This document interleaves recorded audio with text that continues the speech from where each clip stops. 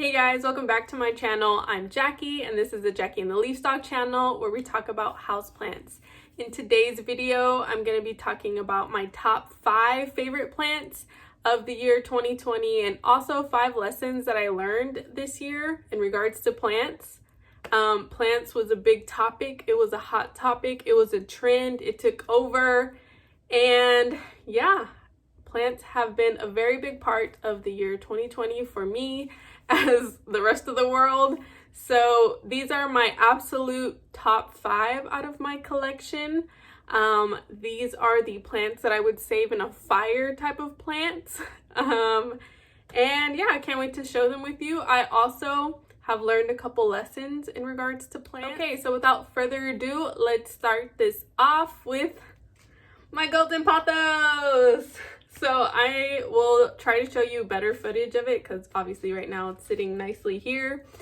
And this is my baby. This is my one plant that I will save in a fire, and it will probably be the only plant that I'm able to save because it is in a 10-inch terracotta pot and it becomes super heavy when I water it, and it's pretty long, so this would probably be the only one I could carry out. But I purchased this in May of this year. I found it at a Home Depot and it's been my obsession ever since. It has grown great for me.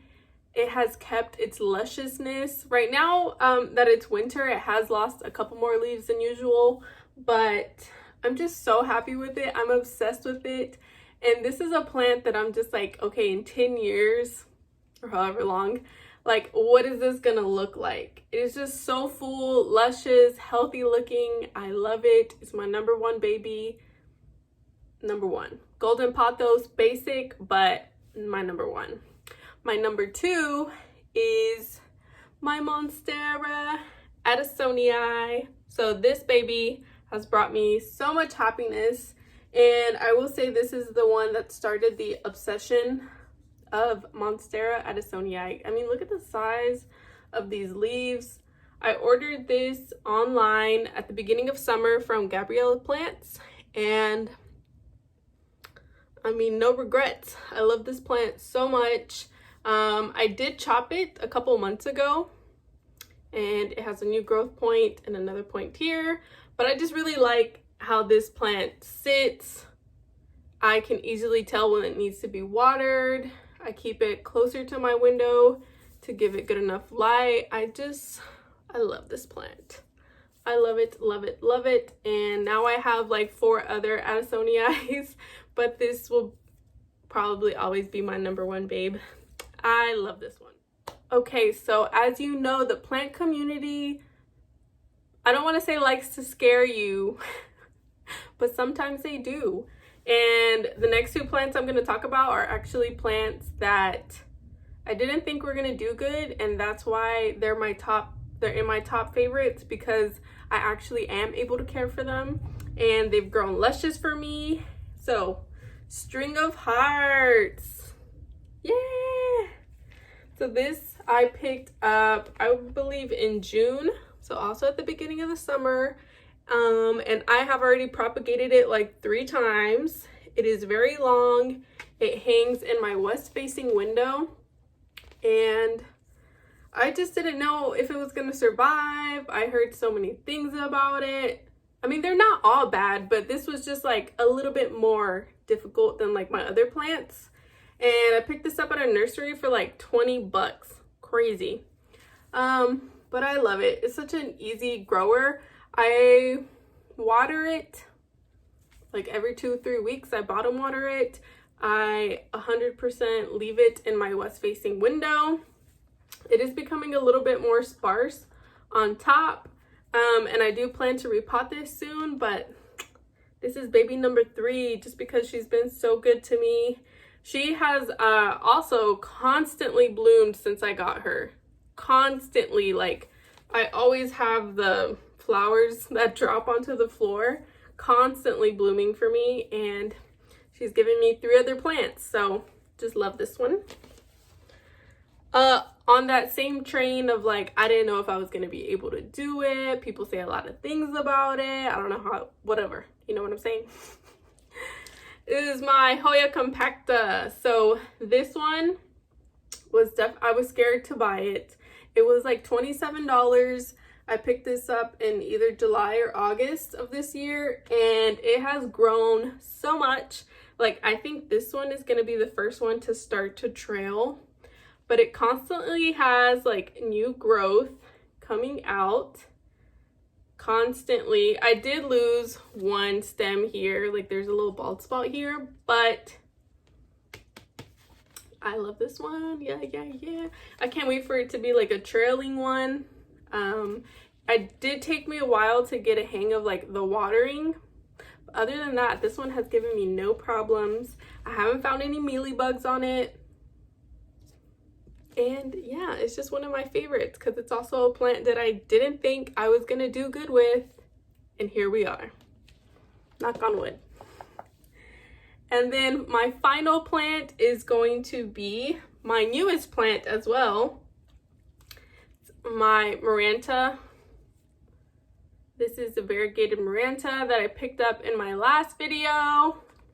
And I am just obsessed with it. I love it. I can't wait for this to become a full pot. Yeah, so my inspiration behind this was Fern.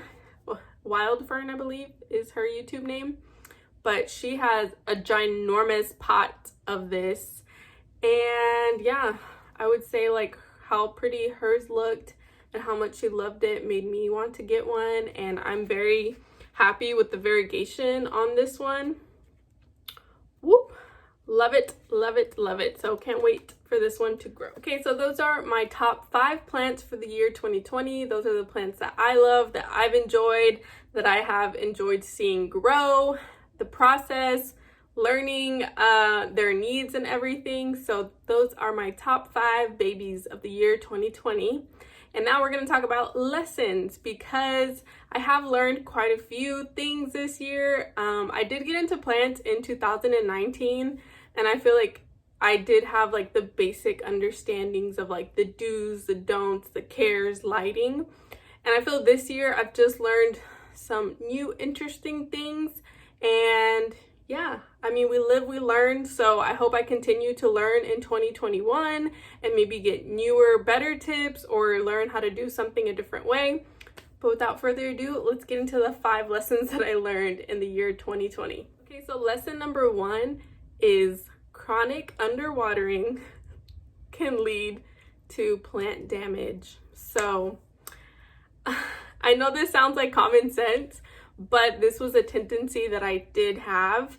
I would tend to let my hardier plants like my philodendron heartleaf or my jade pothos go a couple days showing signs of watering, and then I would be like, why are these plants like acting this way, or they're not absorbing water, or man, I need to water them so frequently, or why am I dropping leaves? Like, I'm not overwatering. Yeah, I'm not overwatering, but I was totally underwatering. Like, I should have watered them when I saw the sign that the plant needed water, because chronic underwatering can also damage the root system.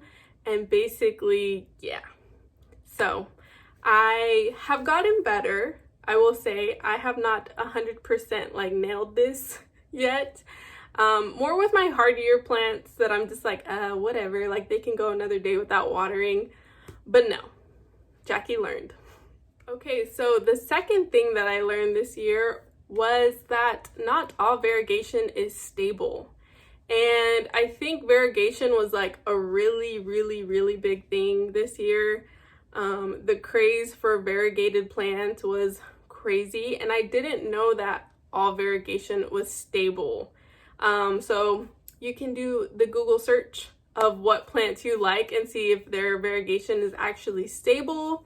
So this is just something that I'm taking into consideration before I buy a plant, knowing if the variegation is stable, and if that's the reason I'm purchasing it, then maybe I need to do a little bit more research into it.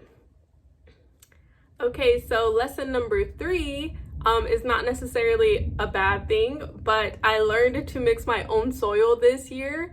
So I would say at the beginning of summer is when I started experimenting with different soil brands, different add-ins, how chunky I liked my orchid bark, how if I wanted perlite, if I wanted pumice, which worm castings to buy, what soil already has worm castings in it. So I wanted to give myself a little pat on the back for just being courageous, I guess you can say, and taking the plunge and starting to make my own soil, because I know for a good while, I would say like a year, I was very intimidated of mixing my own soil. And it's not that hard. I think it's just getting comfortable with doing it, because I was like, what if I don't put enough of this? What if I put too much of this? So 2020 was the year that Jackie made her own soil. Okay, so my next lesson, which is lesson number 4, is pests do exist, okay? So for like a year, I was like, oh, what are all these people making pest videos about? I don't have pests, this and that. And like, I don't think I'm gonna get one because I live in a high humidity place, yada, yada, yada. Well, that all came to an end when spider mites took over my calatheas and thrips were found on my alocasias. So I did learn to treat them, and I also learned to just let go of them if they're too infested, if I can see that they're not coming back from the dead. Spider mites definitely damage your plant in a long-term way, and it's just not worth it for me. It's not worth it for me. Not every plant is worth it, and if it's that much trouble, goodbye. So that was my 4th lesson, sadly. Okay, so lesson number 5 is going to be, I learned to take it easy and realize these are just plants.